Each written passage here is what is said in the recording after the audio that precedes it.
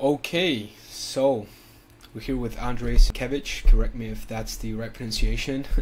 Sorry about that. But yeah, it's a pleasure to have you here. This is going to be the first episode of the FounderVideo podcast. We're aiming to put out at least, one episode every 2 weeks or so at the very least, and we'll see how that goes, and hopefully we can have you back sooner rather than later. But yeah, it's a pleasure to have you. Welcome. Thanks for inviting me. Happy to chat with you all things related to full funnel marketing.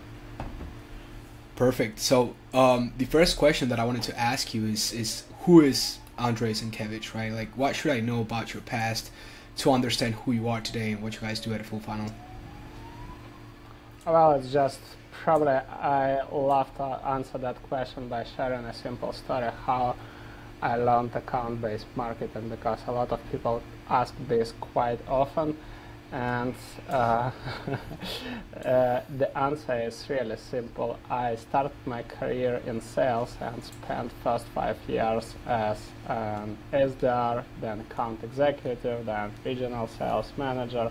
And I was always wondering how, aside from being a great sales rep, how can we generate more demand for our product? How can we, instead of learning, the sales techniques, the negotiation techniques, how can we ensure that our clients want to buy more, right? And that motivated me to learn marketing, and then after 5 years, switch from sales to marketing.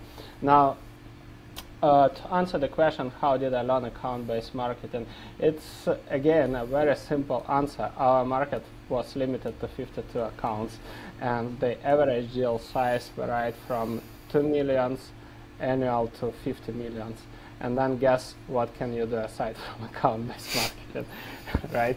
And obviously at that time you didn't have HubSpot, demand-based, Terminus, all the popular ABM vendors. So we learned ABM the hard way, being in the trenches, doing the appropriate one-on-one interactions with the target accounts, from mapping the buying committee, engaging with the buying committee members, doing our due diligence, account research, understanding the account needs, and basically creating personalized offers matching our product value with the needs of the target accounts, right? And this is how it has been done for years without having any, let's say, any technology, any vendors. And basically that's the essence of our philosophy. That's beautiful. May I ask what company was that, and back, like, what year was this? Because if HubSpot didn't exist, I'm assuming the 2000s, right, or about that.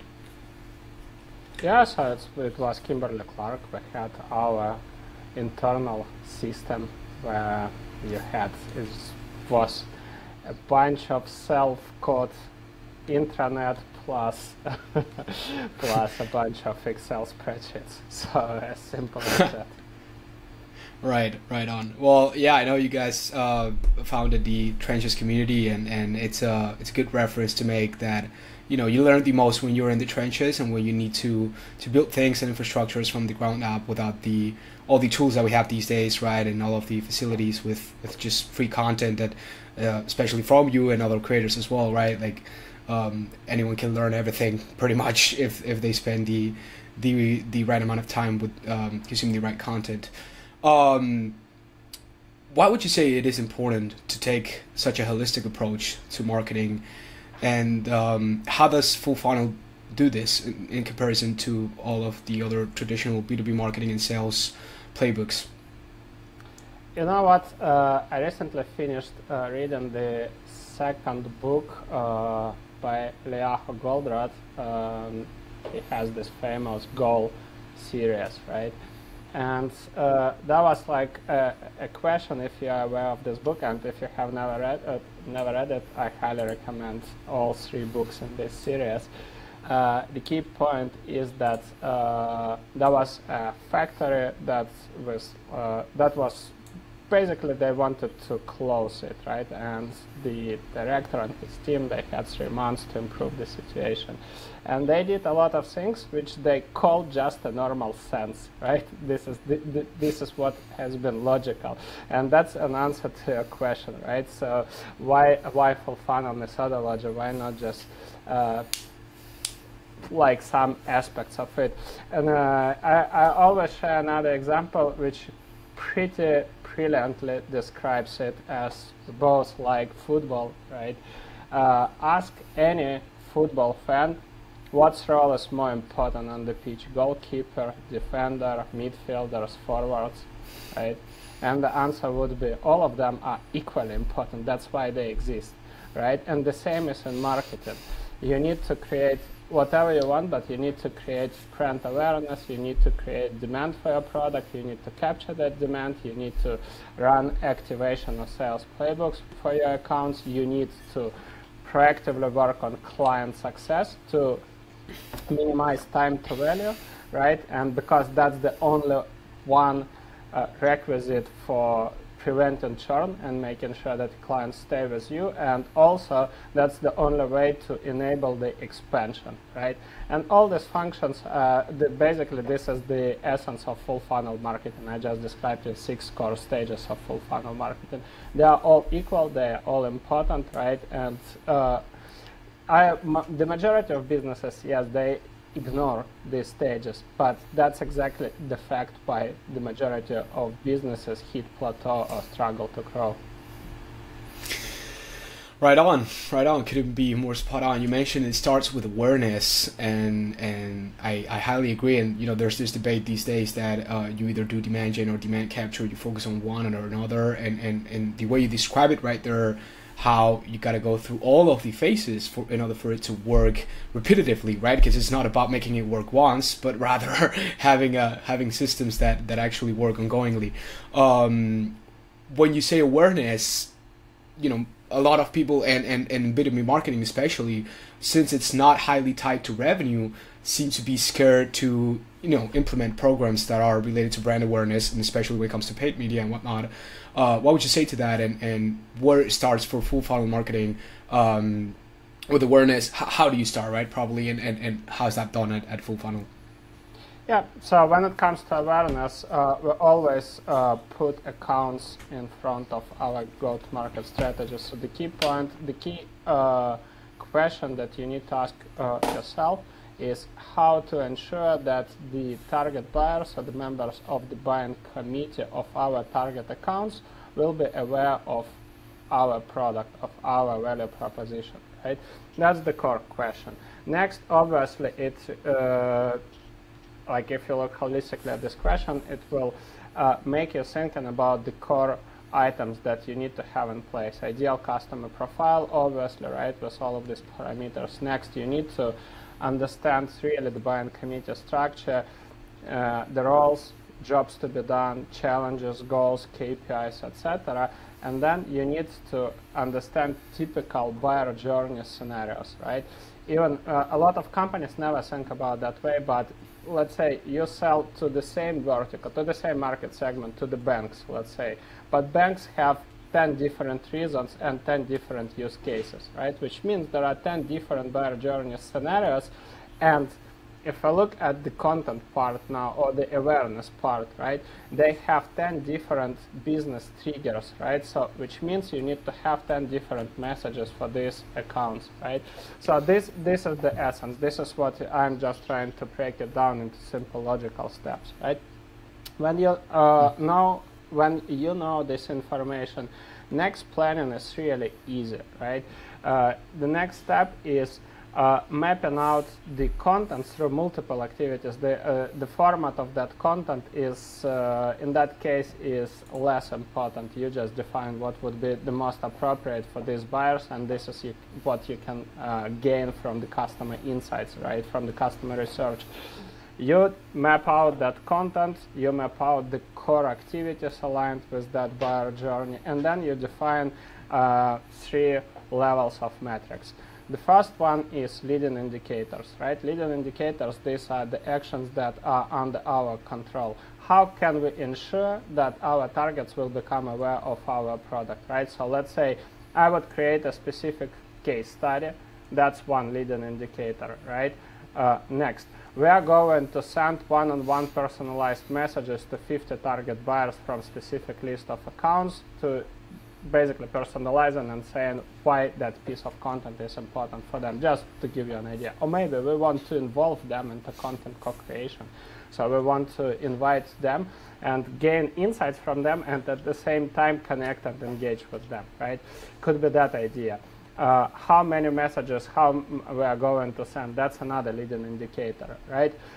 We want to run, then we want to distribute this piece of content to, let's say, a broader set of accounts, let's say 100 accounts when it's ready, right? With a few snippets, and then our ads frequency, our ads timeline would be whatever, 2 weeks, our ads frequency, you define it, right? And then that's another leading indicator. These are the actions that are under our control. Next step, specifically for awareness, the lagging indicators, right? The biggest problem here is that a lot of companies, what they do, they try to measure brand awareness and demand gen the same way as they measure sales or demand capture, right? The first question that you can ask, what's the ROI of this, right? Trying to evaluate ROI of every piece of content, of thought leadership post, podcast episode like this one, right? So, okay, we didn't generate leads. No, let's stop doing it, right? So that's the worst thing. You need to define the appropriate lagging indicators, right? In this case, what it would be, let's say website visitors by target accounts, right? So you can install any website traffic reveal software and you can look, okay, so we were targeting these 50 accounts, 30 of these accounts spent, let's say, 5 to 10 minutes reading that blog post, and then they checked some of our high intent pages like pricing, case studies, etc. That's fantastic lagging indicator. It's not a sales opportunity, obviously, but that's a target metric for awareness program, right? Which means that we basically achieved our goal. We created interest among our target accounts. With how many target buyers we were able to communicate to chat, right? How many of them replied back? That's another positive signal, because ask any sales rep, and I told you I've been 5 years in sales, ask anybody in sales, if your target account that's basically was ignoring you and never replied starts engaging with you, starts replying, is it a win? Everybody will tell yes, right? So that's another positive signal. And this is the way, just to give you an idea, I tried to break down a simple program in simple logical steps, but you can reverse engineer and do the same for any other program that you want to launch.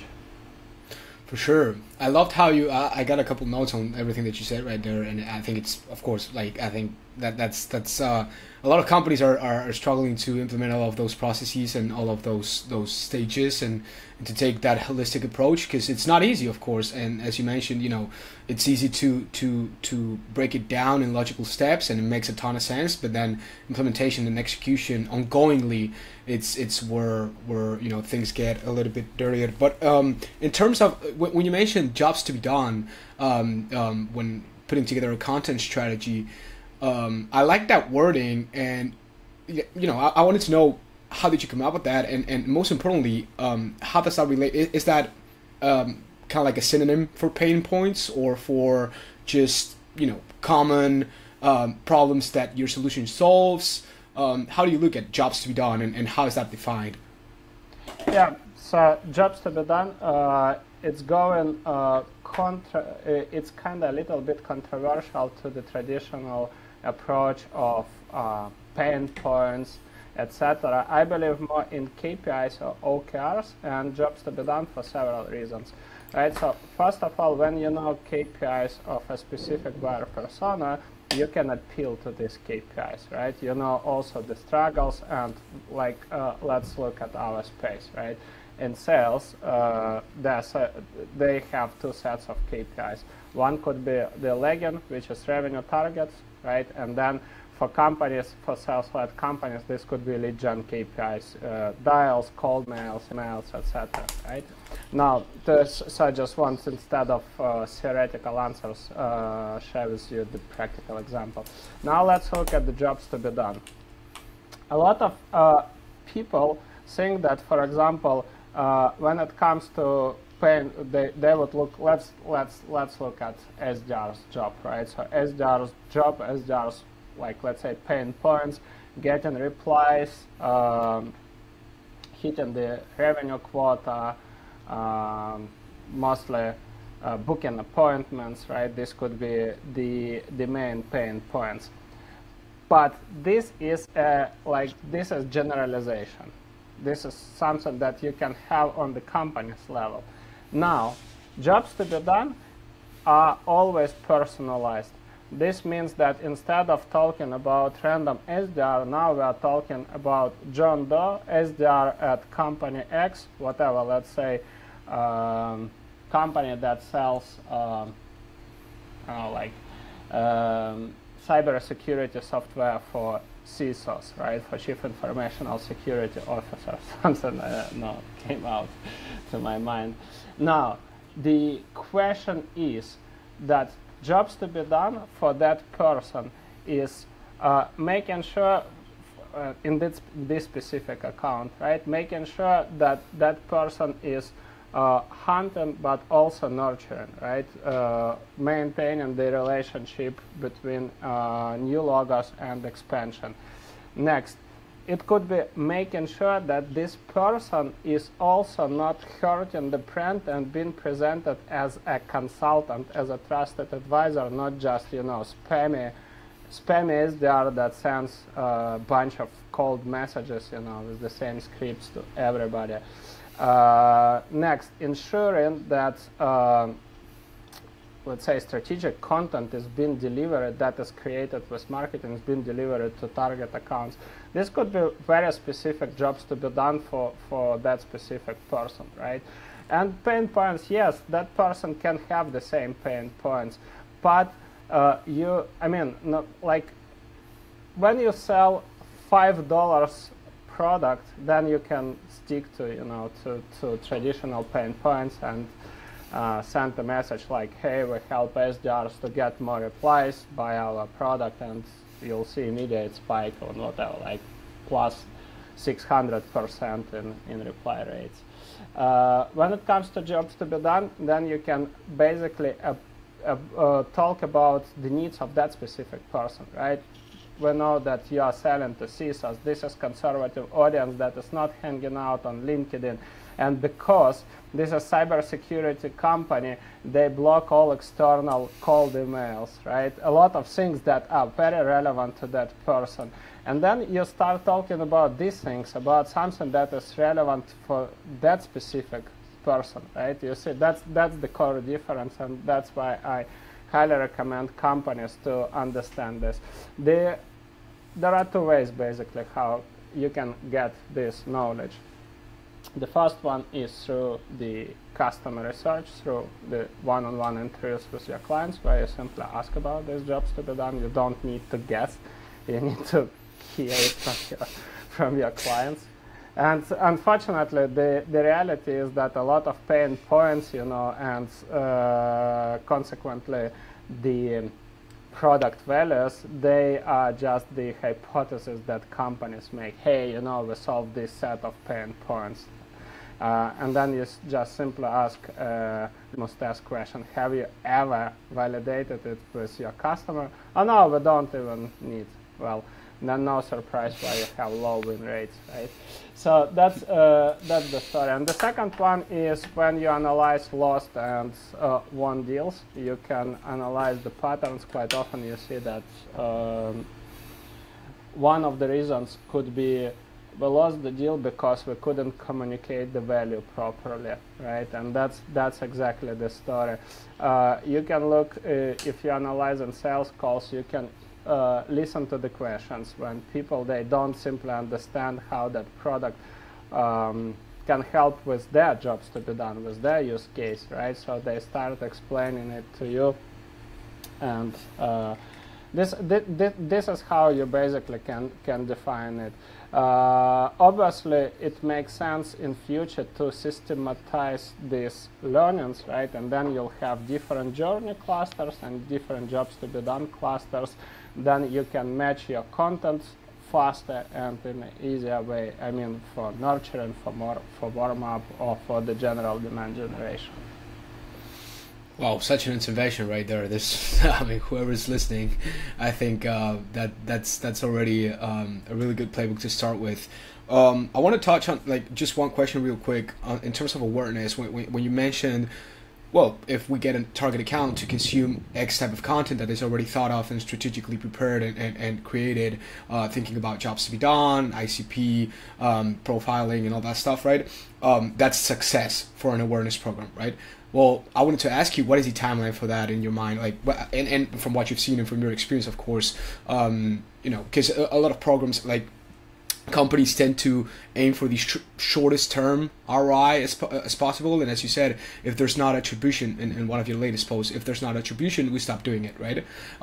With the podcast, we see it with a lot of programs that are more customer centric and that think about the long term and about the buyer's journey and segmentation and all that stuff. But companies seem to not grasp this. So I wanted to touch on that timeline part of the programs. So timeline depends on the maturity of your motion. If you do a pilot program, I highly recommend to evaluate, or again, let's make it more clear and concrete, right? I'm referring only to, and I'm talking now only about companies with long sales cycle, right? Because let's say these transactional companies, like I mentioned, $5 CRM, that's completely different story, and the experimentation should be measured differently. I just don't want to perplex people, right, and avoid this question. So if you have long sales cycle, that's the most important thing, right? And let's simplify it. At least your sales cycle is longer than 3 months, right? Then it means that, first of all, the adequate market feedback equals your typical sales cycle length for the specific ICP or for the specific segment that you are targeting. Because the reality is, same company, you have different revenue teams, let's say in UK, in Nordics, and in EMEA, right? For example, in the US. And on these markets, you have completely different picture. Different win rates, different awareness level, different skill sets, different sales cycle lengths, etc. Hence, the length of evaluating any specific program would be different, right? Adequate timeline equals your sales cycle length on that market for that specific vertical. Now, if you start a new motion, if it's a new program, whatever it is, like you mentioned, podcast, thought leadership, etc., doesn't matter what's your sales cycle length. As a rule of thumb, I recommend to allocate at least 1 quarter to get some, at least the minimal viable data that could give you an idea, okay, if it's working or if it's not working. You need to establish these leading indicators. That's essential. Not just we'll do the podcast, but how many episodes we are going to record, right? How many guests we are going to message? How many episodes, aside from being produced, let's say if 12 episodes is the target, but how many interviews we should have in our queue scheduled, right? So we'll tell that the process is successful. And if we book this volume of meetings, right, then we treat that the program is successful. Next, what's the feedback, right, from these guests, right? Also, are they curious? Are they asking us as well to present our product, right? If we are inviting, let's say, our ICP to the podcast, are they asking any additional questions, right? I'm not, what I want just to explain is that it's not like a lead gen traps that you invite somebody and then you pitch it on the podcast. But the point is, if these episodes, if they are leading to something meaningful, for example, I'm just sharing one of the cases that happened this year. So our client invites CTO, who is the target decision maker of target account. That was fantastic episode. Marketing team collaborates with the marketing team of that company to cross-promote the episode. CTO also promotes the episode. Somebody in his network sees the posts. The post listens to the episode, reaches out, asks about our client. He recommends, they generate opportunity, right? And it's very consequential in that case, but for many companies, they simply don't understand it. They look at it in a transactional way. That's why I'm saying, so a lot of things like leading indicators plus the right expectations and these traction signals, right? If we start getting engagement from other target accounts, if there are new target accounts coming out of that activity, checking our high intent pages so we can capture these engaged accounts, right? If you define that way, the metrics for a pilot, that would be fantastic. But again, so pilot minimal length 1 quarter or 3 months. And then, depending on the maturity of your organization, of the programs that you are running, basically, if this is the process that you do regularly, like in our case, we have an established demand gen calendar, right? The podcast, we do the live, full funnel live, right? So what's obviously we track it on the monthly basis to see the patterns. And for every motion, I highly recommend to set up a monthly report to evaluate, to see the progress, right? To see the performance of your motion. Because if it starts decreasing, then you need to run a post-mortem and identify the reasons, right? What has happened. Content stopped resonating, or maybe there are, for example, LinkedIn thought leadership, right? LinkedIn made changes to the algorithm and introduced thought leadership ads, which is pretty logical. They want to monetize their audience, right? And that leads to the drop in the organic reach, but it's not because your content bad. It's just because the platform changed it. But a lot of companies, they make the dumb decision, right? So what we need to do, we need to like triple our posting on LinkedIn or whatever. Our content is bad. Maybe we need to hire a new content writer, whatever. Just you need to be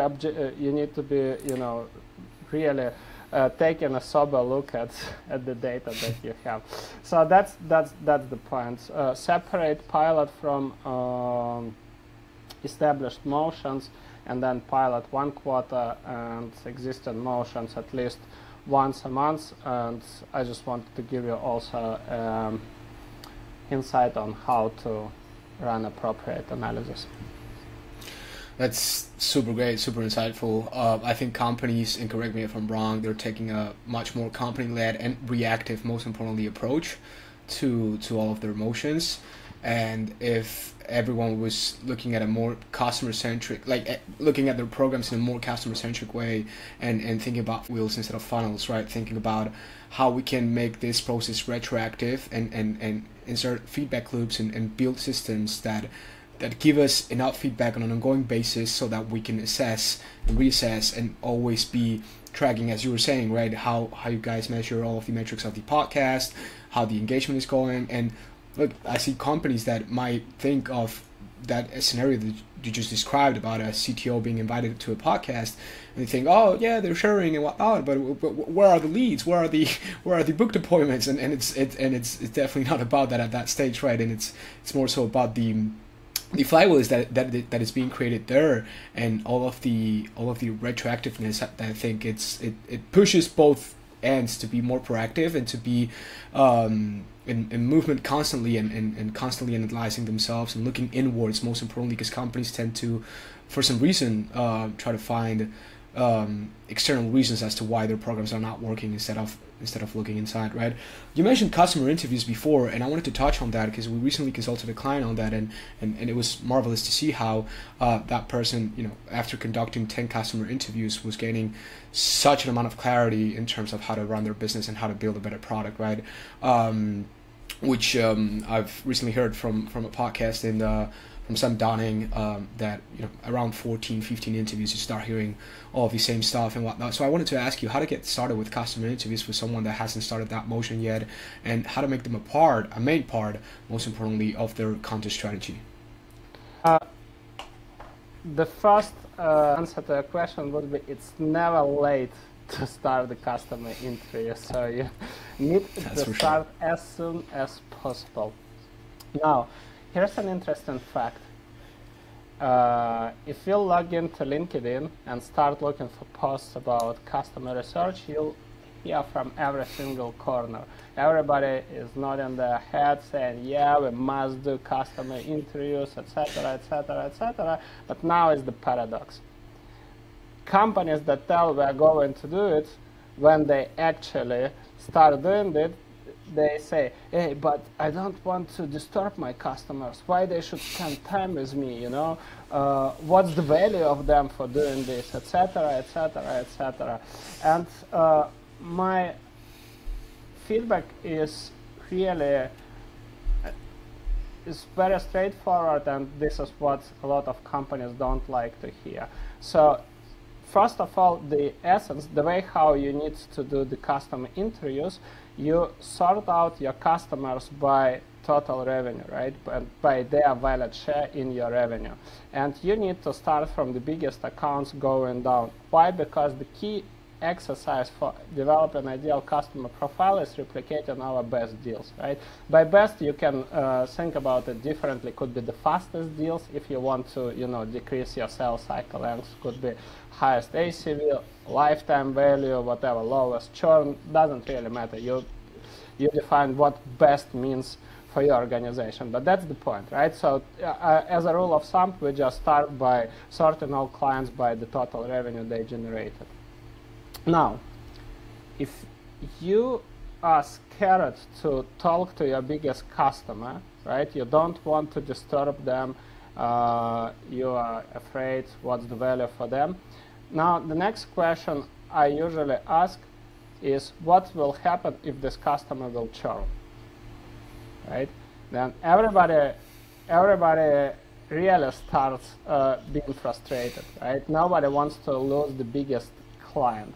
And then I'm saying, if you are not talking to them, if you are not maintaining this good level of relationship, what are the chances that they will tell you that they are not satisfied with your product, that there are changes, there are some considerations, right?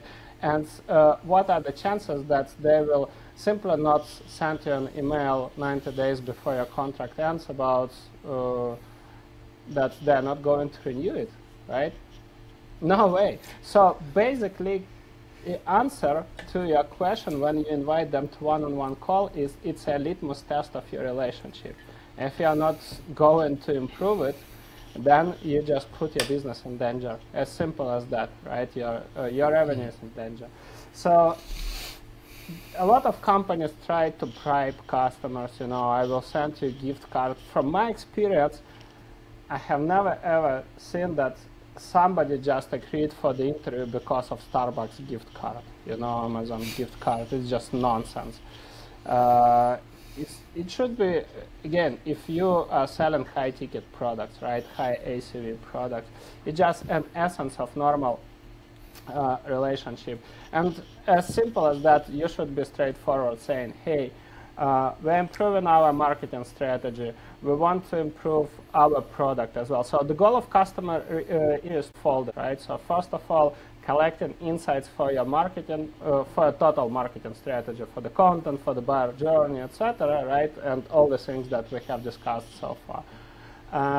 Plus the product insights, right? What's the value of the product they are getting? What are the features they are using or not using? Why? What they would love to see in the product, etc., right? You need to get these insights from these accounts and then transfer it to the product team for the further prioritization and planning. Now, that should be as simple as that, reaching out and asking for a time, saying that you are our best customer and I would love just to get these insights. And normally, a lot of people, obviously, they never engage with their target accounts, but in ideal world, that should be a part of your client success process, right? When you land a new client, that interview should be a part of the onboarding process. So you collect a few insights, and from the first day, it would be normal for your client to be on a call with you and to answer some questions, providing some feedback, right? And then, let's say, depending on how long is your time to value, right? Then when let's say typically it takes 90 days to for clients to start seeing the results from using your product, right? After 90 days, you do the value survey or the value interview where you talk about these values, right? And based on these insights, you start creating actionable testimonials, actionable case studies, and planning the next expansion, right? Or if you are seeing that they are not getting the value from the product, that's a red flag, which means that you need to pay more attention and help this client. Otherwise, it's a high opportunity for churn, right? So you can lose that account. So these are the essential things, and as I'm saying, it just literally you need to reach out and start asking for this. Obviously, another important part, aside from making it an evergreen process, you can, if you want, you can maintain the good relationship with these people, engaging with them in the communities. Could be LinkedIn, could be Slack community, Reddit, whatever, right? Depending on where your target audience hangs out. And you can just visit in their profiles, liking their posts, adding comments to the let's say posting meaningful comments or adding value to the conversations, to the threads they're having. And that's the way, right? So the way how you normally build relationship with people, so you won't be like you won't be a complete stranger for them. So that's the key. Beautiful. I think companies forget about this because they scale a lot, and then they forget about the things that help them scale in the first place. And so they stop, doing these customer interviews. They think they're bothering, because especially when you get to a certain scale, I think it can be tedious, and of course it gets tougher and tougher as you scale. But that's why you're scaling, right? That's precisely why, right? So, yeah, go ahead. But the truth in B2B that scaling is coming from non-scaling things, right? That's the essence of that business. Exactly. And at FounderVideo we have it easier, I think, because part of our service is doing monthly guided interviews with our clients, and so we're forced to have those customer interviews in and of itself without even trying. Of course, they're not proper customer interviews, so to speak, with the right questions and more thoroughly, but just the fact that we're meeting on a monthly basis at the very least for those interviews that are meant to be useful content, that already gives us kind of like an upper hand in that end. And look, I'm gonna be honest, we learned that the hard way, right? What you're mentioning about the churn rate and whatnot. I think companies, as I was saying, right, like they get to a certain point in which they haven't had churn, they scaled, and then they forget about what made them get there and what made them actually having low churn and higher ACVs and expansions and everything that you mentioned before, right? So that's worth noting, I think. You were talking about LinkedIn before in content programs and thought leadership programs. I want to know, in your opinion and in your experience, most importantly, what do most people, do you think, get wrong about gaining new business from LinkedIn? Well, first of all, treating it as a B2B database of leads. That's the first thing. So it's a community. And in community, right, zoom out from LinkedIn for a second and imagine you're another role, right? Being like, let's say, an amateur football player or whatever, being a church community, school community, your neighborhood, whatever, right? Do you do the things that people tend to do on LinkedIn, right? You are not coming to the community and start knocking the doors or going one by one and pitching, your needs or whatever you want to get from that community. We never do this, right? So why we are doing this on LinkedIn? With every community outside of LinkedIn, outside of business, we try to build relationship with these people, right? And that's the essence. How it's I mean, I always recommend everybody in sales and marketing to read the classic book by Dale Carnegie, How to Make Friends, right? How to Win Friends. It's literally the same. So if you want, you need to establish trust, right? And for sales, it's so obvious that nobody wants to hang out with SDRs. Whenever people, I'm not biased here, just ask anybody who is C-suite nowadays, right? How often they accept connection requests from people who have SDR or account executive in the title, right?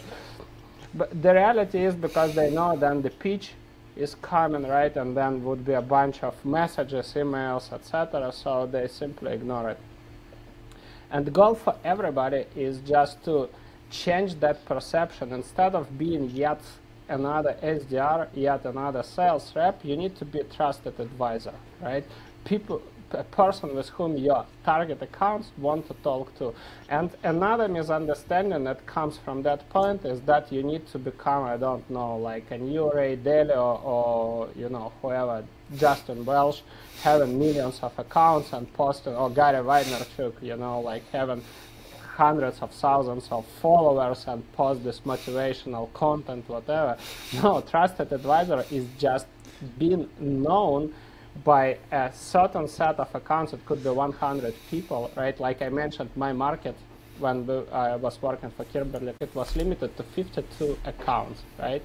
That's my entire market. And you need to be recognizable by these people, right? They need to know that you are capable of giving advice on certain range of topics and helping with a certain range of questions or challenges or jobs to be done. And that's exactly the essence, right? So these are the two most common mistakes and two solutions.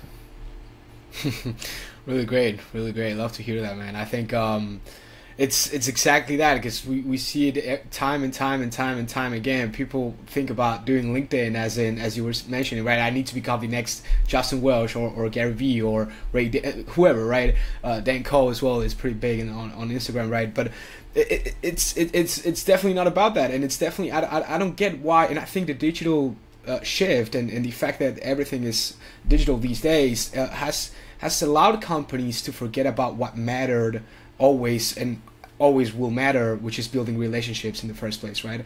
And I don't get why. Well, I get it, because you know there's a lack of closeness, right, that you don't feel digitally by default that you would feel in person, right? But I think the problem underlying beneath that is that most people, when they get online, they forget about how they behave in real life, and they behave differently because they think, I don't know, maybe they're not seeing the consequences of their behavior. And this goes to show not only for companies, but just overall, all of the hatred that we see in social media, right? Why is that? I think mostly because of what you were saying right there, that we're not operating in the same way that we would in-person communities, in real-life communities, right? And we're understanding social media as a database that we can use to just in a transactional way, right? And that couldn't be farther from the truth, of course. And you know, whoever goes about it with that mindset, well, they get what they get, which is, as you were saying, SDRs not getting connection requests accepted without even sending a message because they already are acknowledged as annoying, right?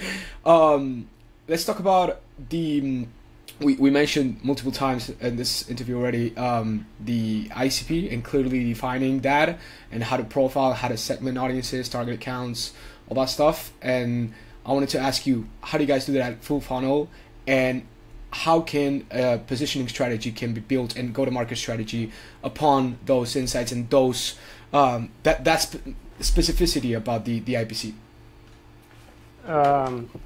So you asked, actually in one question you asked several, so with which one you'd like to start?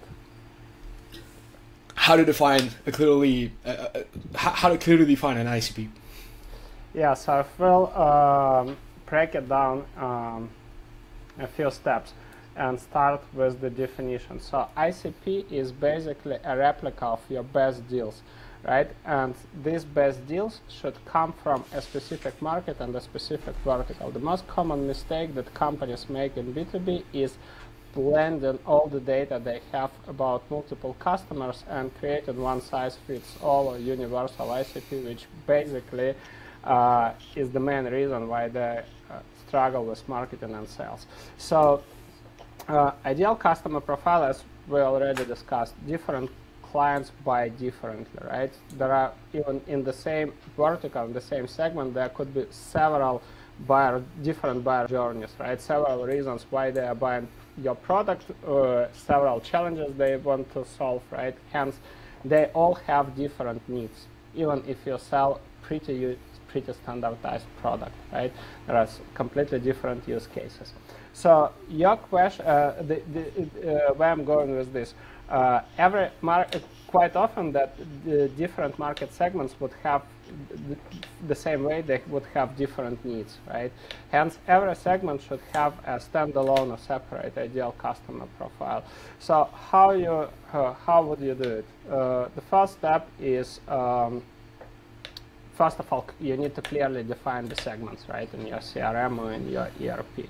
Next step, when you define the first segment for which you want to create a ideal customer profile, next logical step would be doing historical cross analysis. So you extract the data about all of your deals. I recommend at least last 3 years. If you don't have that much data, you can look at the past year, last 12 months, right? You need to extract at least the revenue and then define the parameters that would be valuable for your business. Could be, year-to-year growth, could be head count, some specific criteria, for example, IT team size, legacy tech stack, whatever, right? The criteria that are important for you, for your company. As again, just to simplify the process, you can start with the revenue analysis and sort all the accounts by the total revenue, something that we have discussed so far. I recommend to look at top 5 accounts by revenue, top 5 fastest deals, right, that you were able to win fast, and also top 5 lost deals. You need to sit down together with sales and for the top 5 accounts by revenue and for top 5 clients that were fastest to win, you need to run this customer research, right? These interviews to collect the necessary insights about jobs to be done, etc., because without it, the ICP won't be complete. And you need to analyze the commonalities between these accounts, the patterns, right? What do these accounts have in common, right? Quite often, that investigation will lead to some unobvious patterns. For example, these accounts all belong to fintech association. I'm just thinking about one specific client, right? The total size of the IT team is less than 15% compared to the total headcount, right? All of them have announced, for example, paperwork digitalization in their corporate press releases. So I'm just thinking about one company that was selling paper digitalization software for banks and insurance companies. So these commonalities become your account qualification criteria. A lot of companies, when it comes to ICP, right, they just they have only broad firmographics and technographics. My account is in the United States. It's a bank, right? 10 million in revenue, boom, boom, boom. But the question is, if you make a list of these accounts, you might still end up with thousands of accounts. Are you going to target all of them? Obviously, no. The goal is to define the patterns, what makes account a good fit and what makes account a bad fit, right?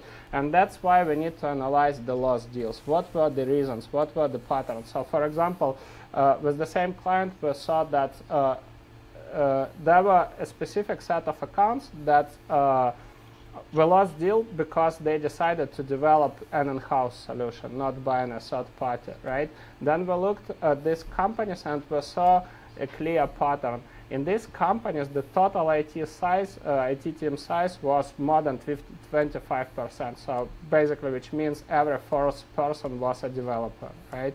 And in this case, we made a conclusion. So these companies would always prioritize in-house development, right? So IT team will get more budget, more work, etc. So this is a thing. For example, next, with a specific account, we identified that they have an ERP and we don't have an integration with this ERP. Even that account fits our broad ICP, right? But just because of this, we can't sell to them. And then the question is, should we prospect that account? Obviously no, right? So that's an important part. And just to wrap it up, that would be your process, right? You start with segmentation, then you extract all accounts. You look at least at top 5 accounts by revenue, top 5 fastest deals, and then top 5 lowest deals. You define these commonalities, and you end up with the several let's say items in your ICP. It would be your firmographics based on your best deals, because the goal, as I mentioned, right, replicating our best deals. Next, you have clear account qualification and disqualification criteria. You can look at the buying committee. You can analyze what people were involved into the buying process, and you have all this information in your CRM, calendars, emails, threads, etc. You can extract it and identify these roles. You can run the interviews to define jobs to be done in different buyer journey scenarios. And ultimately, one thing that I didn't mention, right? Why do we do this revenue analysis? Because not all clients were created equal, right? If one company can, and whenever you'll do this analysis, you'll clearly see that your number one client makes 10, 20, 50 times more than your client number 10. It's just the reality, right? And then the question is, should we market to these companies the same way?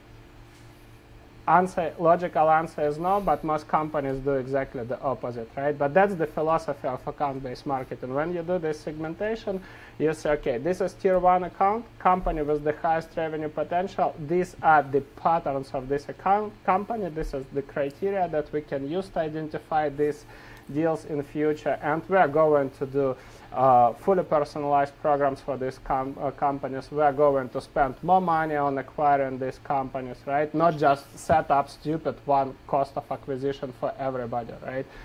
And then we do the same for tier 2 and tier 3. So these are the this is the process, and these are the 5 pillars of your ICP. Brutal. Love that. What is the most amount of tiers that you guys have built when doing this revenue analysis? Like when dealing with companies that are working with a certain volume of accounts, would you say there's a top of number of tiers that you should make, or is it depending on volume? Like from your experience, what have you seen on that end? Normally, you need to have just 3 tiers, and for you, it's all about identifying these tier 1 and tier 2 accounts. For these are the accounts that require a more thorough approach, more engagement from marketing and sales. While tier 3 accounts, these are accounts that should come from your demand generation programs. That's enough. Okay, great. And when it comes to knowing this, like if a company does this revenue analysis, goes through all of these 5 phases of building their ICP and segmentation and all that, how can the go-to-market strategy be drafted or built, and how is positioning a key part of that go-to-market strategy? And yeah, like and when it comes to positioning, how do you link the positioning and the unique approach and the unique market insights, the unique selling points, all of that stuff of the company products and leadership to the ICP and to those various segments of target accounts? That's what exactly what I have mentioned. Just every segment would require different positioning, right? Right. You need to you need to avoid being one size fits all product. Otherwise, you'll put yourself into trouble. Segmentation, ICP, customer research, right? This is the essential way to identify these jobs to be done, because your positioning should be all about this, right? You should be focusing on that point, not just on generic pain points, because generic pain points, this is exactly what your competitors would be doing, right? And then you'll be sounding as one more product that does the same thing. So again, the only one way to craft a good positioning and value proposition is by running these custom interviews. And the questions that you can ask is, what was happening in your business that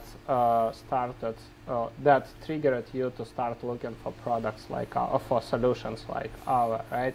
What were the conversations that you have had with your colleagues? How did it sound, right? So you can you can extract the real patterns, the real things, right? How did it impact your jobs to be done, right? So these are the questions. And then when it comes to values, right, that's why I mentioned separately the value interview. So what is the value you got from our product, right? How it helped you to improve your jobs to be done, right? What are the outcomes, tangible, intangible, right? So this is the way you extract these insights, and then quite often you'll hear that that would be the repetitive patterns, but by key accounts in the same segment, right? And this should be your core value proposition or positioning statements, right?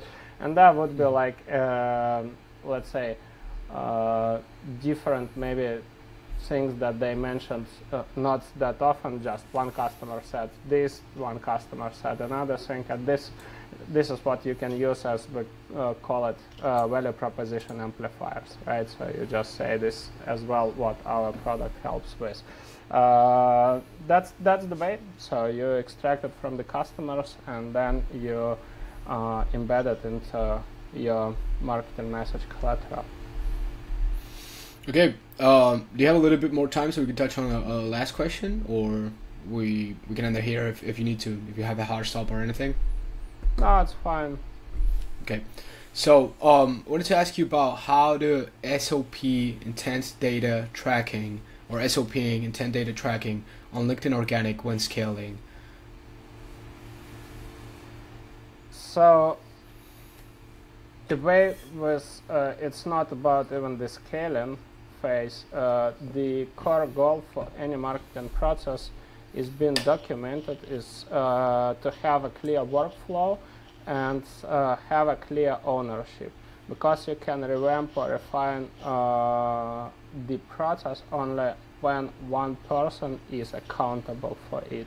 So the first step would be defining the process owner, right? Person who would track it, who would collect all the data, and which is logical now to say that you need to define the sources of data that you want to track, the metrics, or what kind of information, what kind of data you want to track, right? And next, in your SOP, you need to define the tracking frequency, so how often should that person do it, right? Next, distillation, so what to do with these insights. Okay, we collected with insights, what's next, right? How we turn these insights into actions. Next, where these actions, or let's say where these insights should be stored, and to whom these insights should be distributed, right? And now, not to break the chain, obviously the person or the team that will get these insights, right, from your SOP, let's say from the intent data, they should know what to do next, right? Because data without actions is useless. Of course. So as simple as that. Love that. Love how everything that you're putting out, like it's super valuable, but in the end, what strikes me the most is that it's purely logical sense, as you were saying early on in the podcast, right? Like, and everyone, when you explain it, seems to grasp it, seems to understand it. Yet, when it comes to executing and implementing, we seem to be so quick to forget about all this, right? And I, in order to wrap up, I wanted to get your opinion on that personally. Like, why do you think it's so easy to get caught up in, metrics, attribution, numbers? I get that, there's a whole ecosystem that contributes to it, right? All of the software that's, pushing that companies look more at certain data that maybe might not be as meaningful as customer insights can be from an interview, right? And this obsession of tracking the ROI of every piece of content and, all that sort of stuff. What do you think this stems from? There are basically two core reasons, if we don't want to dive into details. The first one is the organizational mindset, and the second one is personal disorganization, as simple as that. So when it comes to organizational mindset, it's just on the company's level, you get what you optimize for. If you require your marketer to focus on vanity metrics, on prepare, instead of doing the execution, preparing 200 pages, slide decks, whatever, then as I'm saying, you get what you optimize for, right?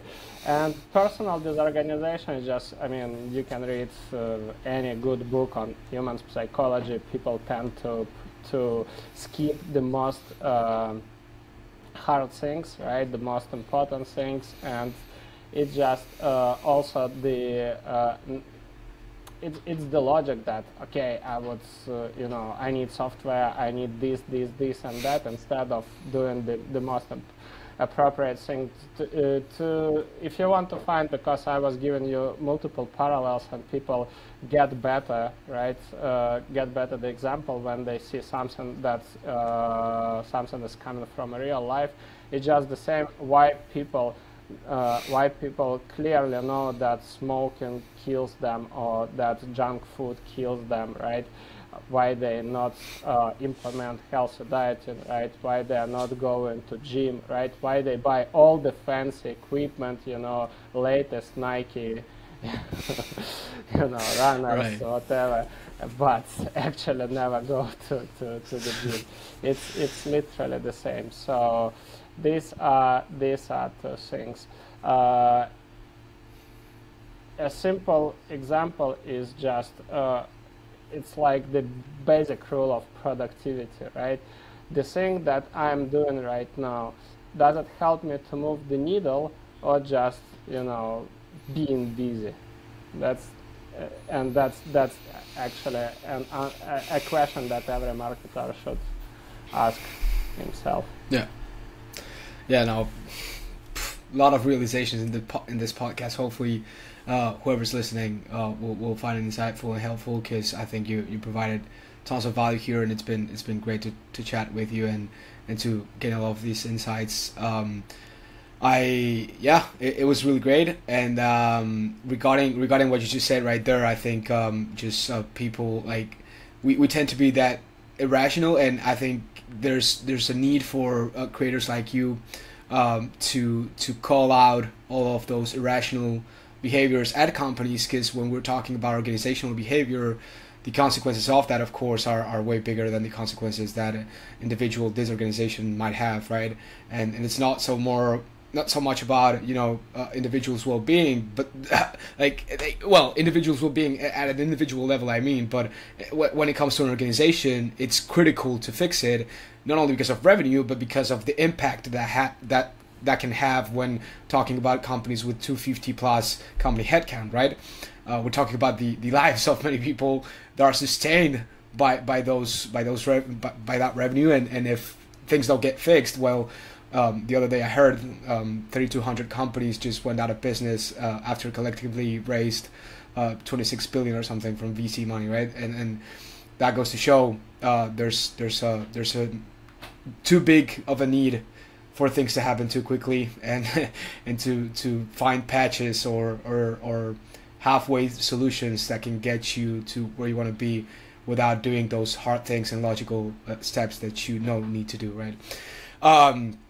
Okay, so yeah, we can leave it at that. But it's been a pleasure, Andrei, and hopefully we can get to meet sooner rather than later for another episode. Absolutely. Thanks for inviting me.